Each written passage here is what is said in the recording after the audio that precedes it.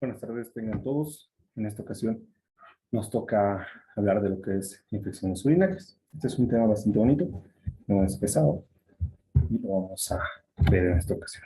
Primero, tomar en cuenta que como definición, la verdadera infección urinaria es producto de una invasión por diferentes tipos de microorganismos de cualquier sitio que compromete el aparato urinario, es decir, desde la uretra hasta la parte renal. Dentro de la clasificación tenemos muchos tipos de clasificación, desde el sitio anatómico, la presentación y otros. Hablando primero de lo que es el sitio anatómico, ¿no? Se divide en dos, lo que es la infección de tracto urinario baja y la infección de tracto urinario alta. La baja es aquella que compromete lo que es vejiga, que se denomina como cistitis.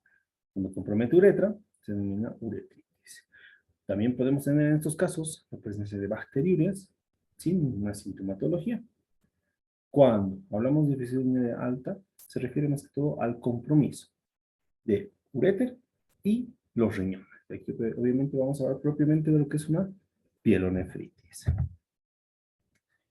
También podemos hablar de acuerdo al compromiso del género, ¿ya? Tanto masculino o femenino, ¿ya? O si existe algún tipo de patología de base. En este caso, se clasifica en dos tipos: la infección de tracto urinario no complicada y la infección de tracto urinario complicada.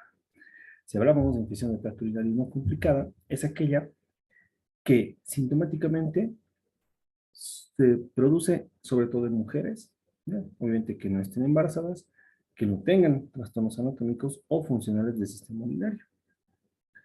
Cuando ya hablamos de infección de tracto urinario complicada, estamos hablando de situaciones que van a generarse sobre todo en varones, en pacientes que tengan diabetes o en pacientes que tengan algún tipo de enfermedad inmunosupresora. También se considera complicada cuando se produce la infección secundaria al uso de sondajes o procedimientos invasivos de la vía urinaria.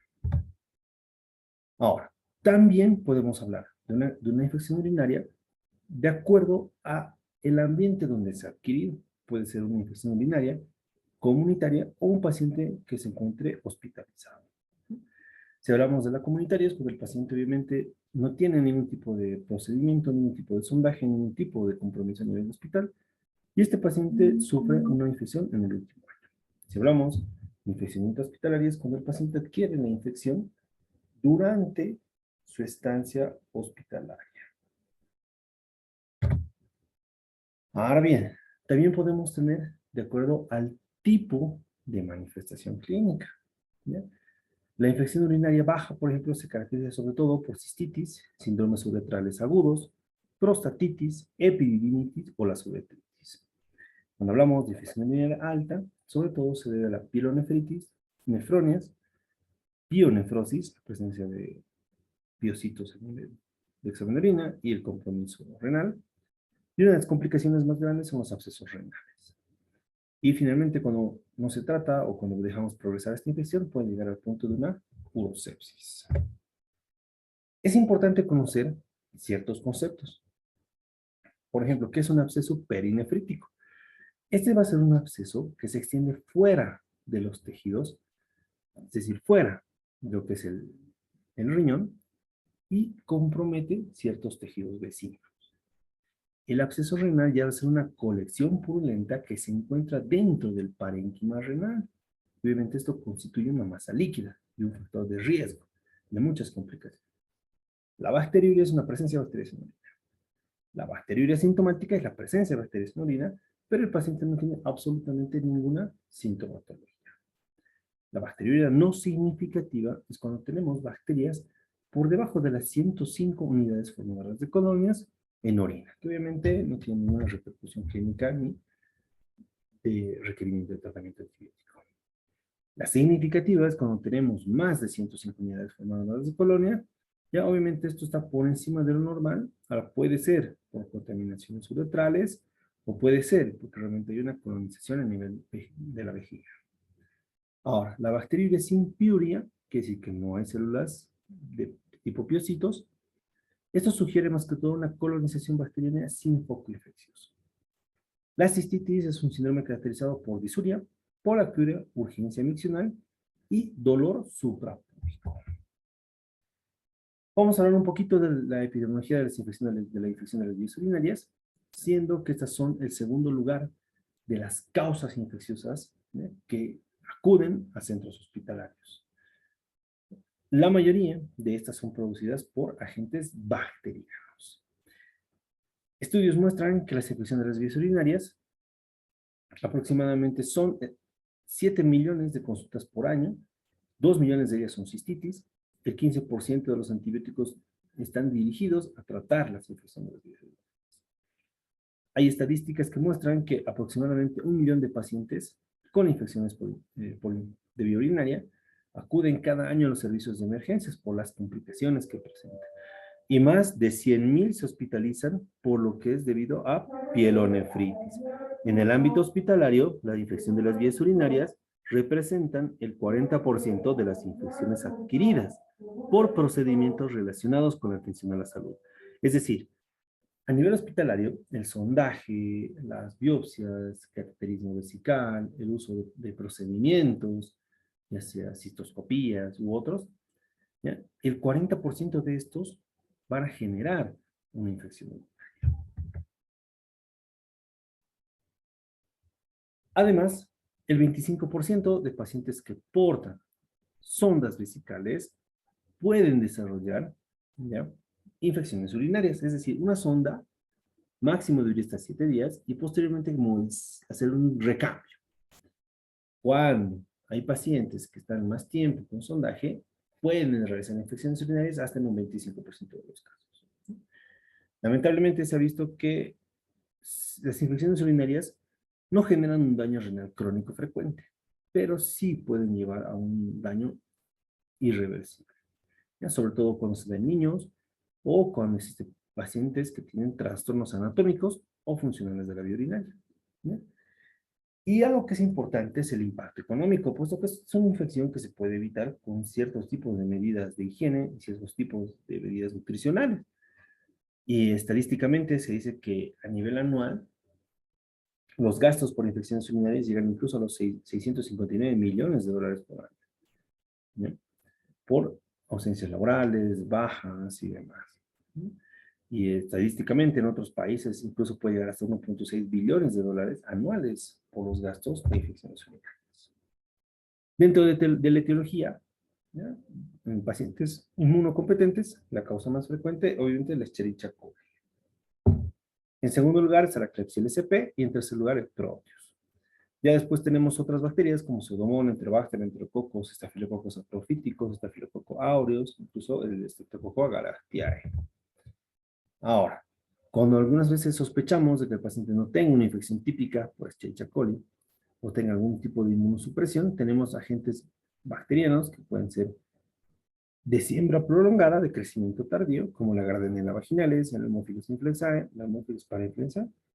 Ahora, existen también bacterias que no pertenecen a la parte urinaria, que no pueden ser uropatógenas, pero pueden desarrollar infecciones urinarias, el lactobacillus, el Listeria, el Corynebacterium o el Streptococcus que son muy poco frecuentes. Ahora, existen muchas más infrecuentes que no crecen fácilmente en los medios de cultivo, como la Neisseria gonorrhoeae, la Chlamydia trachomatis o el Uroplasma urealyticum. Y también tenemos especies uropatógenas que están asociadas al uso de sondajes. La Escherichia coli en primer lugar, ¿ya?, la Klebsiella pneumoniae, Proteus mirabilis, incluso la Providencia stuarti. Y cuando se utiliza, existen sondas siliconadas de larga duración. En este caso, el crecimiento de bacterias suele ser asociado a Providencia stuarti, Morganella morgagni, Proteus mirabilis o la Escherichia coli. Ahora, hablando de patogenia, debemos tomar en cuenta que el ingreso, la primera vía de ingreso es ascendente. Es decir, existe una colonización del meato urinario, ¿ya?, o la zona periuretral. Por lo tanto, este agente bacteriano va a empezar a ascender. Es decir, pasa la uretra, llega a la parte vejiga y posteriormente, si no es controlada, va a continuar ascendiendo llegando hasta la parte renal, ¿no? He aquí la importancia del cultivo del chorro medio de la orina. Es muy importante, que vamos a hablar después. Existen factores genéticos que predisponen a infección urinaria, existen factores de la virulencia, es decir, de la capacidad de infectividad del agente bacteriano, ¿ya? Sobre todo de Escherichia coli. Ahora, dentro de la Escherichia coli, la más frecuente es la O157H7, que es una de las más frecuentes en infecciones urinarias, ¿ya? Y obviamente la capacidad de adherencia bacteriana que tiene la Escherichia coli. Existe otro tipo de posibilidades de infección urinaria que son mínimas, como el caso de la infección por vía hematógena, que es de 2 a 3% de los casos. Sobre todo se da por agentes como Staphylococcus aureus, Salmonella sp, Pseudomonas, ¿no? Ahora, existen pacientes que sufren obstrucciones urinarias, ya sean por traumatismos, isquemias renales, o pacientes que hacen vejigas neurógenas por diabetes. En estos casos, por ejemplo, no existe una vía ascendente, sino por vía hematógena, paciente que tenga algún otro tipo de infección, va a llevar el agente bacteriano hasta la parte de circulación de la vía urinaria y por ese medio se va a infectar el paciente, ¿no? Y algo un poquito más alejado, que es menos del 1% de los casos, son la infección por vía linfática, ¿ya? Esto suele ser cuando hay infecciones intestinales, ¿ya? A nivel sobre todo del ciego, y esto compromete, ¿no?, el aparato urinario generando la infección, ¿no? Tenemos también factores de riesgo. Hay factores de riesgo de tipo neoplásicos que pueden disminuir el flujo urinario. Hay tipo factores de riesgo que aumentan el riesgo de colonización y factores de riesgo que facilitan el ascenso del agente bacteriano. Hablando de disminución del flujo urinario, las obstrucciones externas, litos, estenosis, pueden generar una éstasis de la orina y un riesgo de infección. La deshidratación del embarazo y la vejiga neurogénica son parte de la disminución del flujo urinario. Cuando existen pacientes con problemas de tipo neoplásico, de carcinoma prostático, genera obstrucciones, estrecheces uretrales, presencia de litos o la hiperplasia prostática. Ahora, algo que es importante es dentro de lo que es el aumento de la colonización, es el aumento del riesgo de infección. Uno es la actividad sexual, por eso se dice, ¿no?, que las mujeres, las pacientes femeninas tienen mayor riesgo de infecciones urinarias, ya si no existe un adecuado aseo posterior a la actividad sexual. El uso de espermaticidas, el uso de diafragmas, la falta de estrógenos, el uso de antibióticos previos. Ahora, cuando existen también pacientes que tengan parejas colonizadas por Escherichia coli, en estos casos también aumenta el riesgo de colonización de la vía urinaria. Elementos que facilitan el ascenso es la cirugía urológica, por ejemplo, que es cuando existe manipulación del sistema urinario, aumenta el riesgo de que pueda ascender fácilmente las bacterias.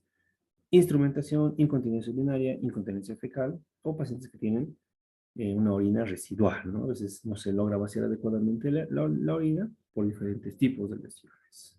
Estos son factores que nos aumentan el riesgo, ¿ya? Ahora, hablando de lo que es la bacteriuria sintomática, hay que tomar en cuenta muchos elementos en este caso, ¿ya? Que va a haber factores como el pH en la orina, la presencia de ácidos orgánicos, la osmolaridad, el chorro urinario, si la mucosa tiene gran cantidad de péptidos, citocinas o actividad bactericida. Estos son elementos que si no están funcionando adecuadamente pueden generar un riesgo de bacteriuria asintomática. La adherencia bacteriana por los mucopolisacáridos, por la presencia de hemoglobina A, por la lactoferrina. Si tenemos una respuesta inflamatoria adecuada, es decir, por respuesta de citocinas o polímeros nucleares. Si tenemos una respuesta de sistema inmunitario adecuada, una inmunidad humoral y celular óptima, en ese caso no va a haber bacteriuria, pero si tenemos deficiencias va a haber bacteriuria sintomática. Y el paciente va a la selección prostática, ¿no? Hablando de lo que ya es infección de vía urinaria no complicada, esto se caracteriza porque existe un compromiso de lo que es vejiga, ¿ya?, y de uretra. Ahora, puede existir asociado a alteraciones neurológicas, ¿ya? Obviamente, si hablamos no complicada, que el paciente clínicamente no tiene nada, ¿no? Se ha descrito que el 95% es en mujeres en actividad con vida sexual activa, ¿no? Diagnóstico diferencial, obviamente tiene que ser problemas asociados a la parte urinaria, como la pielonefritis, la vaginitis, infecciones de transmisión sexual, ¿ya? También se puede considerar diagnósticos diferenciales, procesos no infecciosos, como la cistitis intersticial, que suele darse en procesos vasculíticos o en procesos traumáticos, ¿no? Problemas ginecológicos, ¿ya?, como lo que es el síndrome de ovario poliquístico, que puede generar dolores, las dismenorreas, que también puede generar un dolor a nivel pélvico, y pacientes que tengan datos de carcinomas de vejiga, cálculos u otros. Es importante el examen de orina. Aquí hacemos un examen de orina de chorro medio, es decir, el paciente ingresa al baño, hace un pequeño aseo de la zona genital, sin uso de jabones, empieza la micción en el inodoro o en el urinario, hace una pausa, toma la muestra y termina de orinar en el inodoro o en el urinario. Por lo tanto, en el examen de orina lo que tenemos que buscar es la presencia de nitritos. Normalmente no hay nitritos. ¿Ya? Cuando suele haber la presencia de nitritos, este es un resultado de la reducción de los nitratos producidas por las bacterias gram negativas, sobre todo los Escherichia coli. Entonces, su presencia nos quiere decir que realmente hay presencia de bacterias en la parte del sistema urinario. Los leucocitos, que tampoco suelen estar presentes, máximo suele haber 9 células por campo. En este caso, la presencia de los granulocitos en orina van a favorecer la hidrólisis y la liberación de lo que es el pirol, que este es un elemento que aumenta la reacción y aumenta el proceso inflamatorio. Por lo tanto, la presencia de leucocitos en la orina nos está hablando del proceso inflamatorio. Hablando de la parte microscópica, obviamente la detección de bacterias. Esto suele estar en más del 90% de las infecciones, con una presencia de más de 100.000 unidades formadoras de colonias. Este es un dato importante, puesto que nos da una especificidad de 80% y una sensibilidad de 80% y una especificidad del 90%. Siempre hay que buscar leucocitos en orina, ¿ya? Porque esto marca un proceso inflamatorio.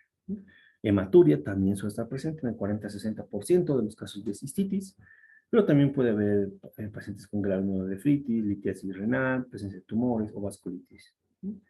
La presencia de cilindros celulares se observa sobre todo cuando hay infecciones que comprometen más la parte renal. Y siempre es importante ver la presencia de células epiteliales, que son células descamativas del sistema renal, que no debe existir más de 9. En muchas veces en las infecciones podemos ver más de 20.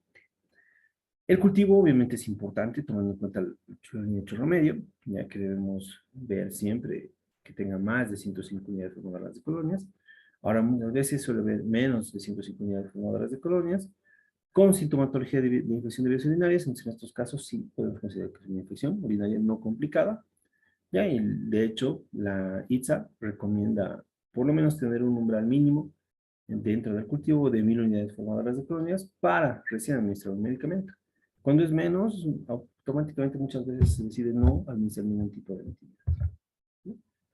Ya hablando del tratamiento, es importante tomar en cuenta, ¿no?, que tenemos medicamentos como el trimethoprim sulfonatoxazol, que se puede utilizar como en cistitis no complicadas, a dosis de un comprimido cada 12 horas por 5 a 7 días, ¿no?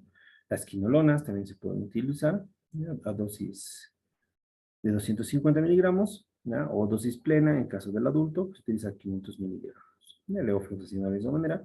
Ahora, obviamente, vamos a ir viendo posteriormente flujogramas de qué medicamentos deberíamos utilizar y correctamente, porque los antibióticos y la secuencia de uso de antibióticos no es de memoria, es individualizada. Cada paciente tiene su indicación individual. Tomando en cuenta la infección urinaria recurrente, va a ser aquella que se produce con cultivos al menos 3 ocasiones por año o 2 cultivos en un periodo de 6 meses. ¿Ya? Son frecuentes, puesto que se ha visto que el 27 al 40% de las mujeres tienen episodios de infecciones urinarias residuales, ¿ya? Y el microorganismo causal suele ser muchas veces el mismo, ¿ya? La Escherichia coli en el 70 al 95% de los casos y el Streptococcus apophyticus en el 5-20% de los casos. El tratamiento suele ser un poco más arduo, suele utilizarse antibióticos a dosis bajas, es decir, de manera profiláctica. Se utiliza la nitrofurantoína, la cefradina o antisépticos urinarios como el ácido clopidográfico, ¿no? Es importante recomendar profilaxis postcoito, es decir, personas que tienen vida sexual activa, el aseo sin utilizar jabones de tocador ni lavados vaginales, simplemente el uso de jabones íntimos y muchas veces el uso de nitrofurantoína, ¿ya?, como una profilaxis. Y en estos casos hay que ver si el paciente presenta síntomas periódicos, hacer un buen tratamiento en base al cultivo que se tenga del paciente. Y hablando ya de pielonefritis, las pielonefritis ya son infecciones urinarias complicadas o porque ya está comprometido el sistema renal. Entonces, algo muy importante porque ya el agente ha ascendido hasta llegar a la parte renal. En el caso de pielonefritis es importante la presencia de sintomatología sistémica, escalofríos, fiebre, dolor lumbar. Algunas veces no suele haber síntomas, muy raras veces. Otras veces suele haber síntomas asociados a la eliminación de litos renales, es decir, un dolor intenso, descendente, de tipo cólico, ¿no? Que son datos importantes que acompañan a la pielonefritis, ¿no? La bacteriuria y la piuria son elementos importantes, ¿no? En caso de pielonefritis, ya hacemos un examen un poquito más profundo, ya hacemos laboratorios en sangre para ver que no haya ningún tipo de descompensación de enfermedades de base, el examen de orina, el examen microbiológico, el cultivo y se solicitan exámenes de imagen para ver la presencia de piedras, de distensión o crecimiento renal, de hidronefrosis, descartar abscesos perinefríticos o abscesos renales y ver si no tenemos una pielonefritis enfisematosa. Y esto es una complicación grave de las pielonefritis.